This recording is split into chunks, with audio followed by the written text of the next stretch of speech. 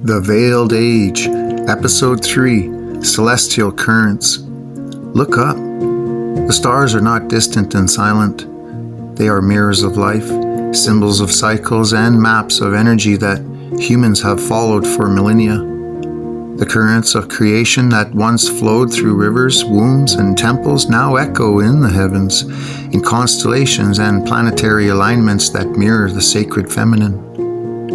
Taurus still rises in the spring sky, a symbol of fertility, strength, and abundance. Virgo follows the maiden of harvest, fields, and nurturance, carrying the rhythms of the earth into cosmic form. The constellations are not merely decoration. They mark the pulse of life, the passage of time, the eternal dance of growth and renewal.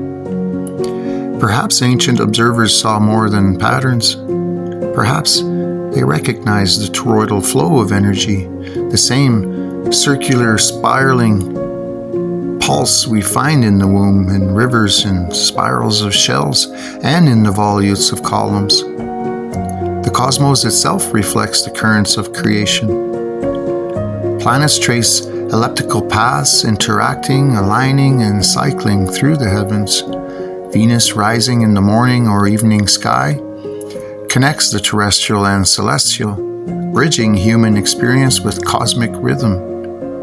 Inanna, Isis, Venus, and Mary, all names, all faces of a principle older than memory, carried into the heavens through story and observation. When Venus appears near Taurus or Virgo, she is more than a point of light. She is a symbol, a reminder that the sacred feminine has always guided life, both on earth and in the sky.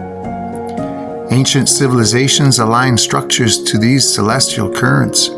Temples, mounds, and stone circles often correspond with solstices, equinoxes, or the rising of key constellations. In Malta, the temple's central axis follows solar and lunar alignments, while in Teotihuacan, pyramids echo the movements of Venus and other planets. These are not arbitrary decisions. They were an understanding of cosmic cycles, life rhythms, and the feminine currents that sustain them. Each building, each altar, a reading of the sky and a reflection of the body, of birth and renewal. Even myths encode these celestial patterns. Persephone's descent into the underworld mirrors the sun's movement and the seasonal cycle. The Minotaur's labyrinths can be read as a symbolic alignment of the earth and stars, a map of the hidden currents of life. The sacred feminine is encoded not only in stone and story, but in the very movement of the planets, the moon, and the stars, an invisible architecture that aligns human life with cosmic energy. Toroidal flow, a pattern seen in everything from magnetic fields to the shape of galaxies, reflects this cosmic rhythm. Energy moves in loops, spinning inward and outward, creating balance, circulation, and regeneration.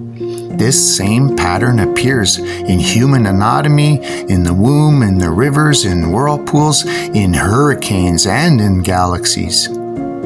It is the hidden geometry of creation, the blueprint of the sacred feminine, mirrored in every layer of existence.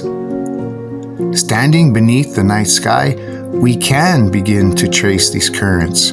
Taurus, Virgo, Venus, the moon, the planets, all of them whisper of cycles of life, of the enduring presence of the feminine in creation. Every constellation, every alignment, every rotation is a message, a map, a memory of the currents that have guided life for millennia.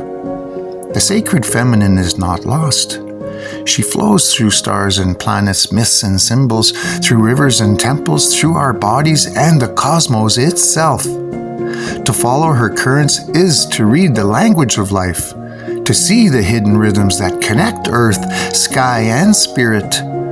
And in the next episode, we will descend into the underworld of myth, tracing the sacred feminine through death, rebirth, and transformation, exploring the hidden cycles that shape human understanding of life and beyond.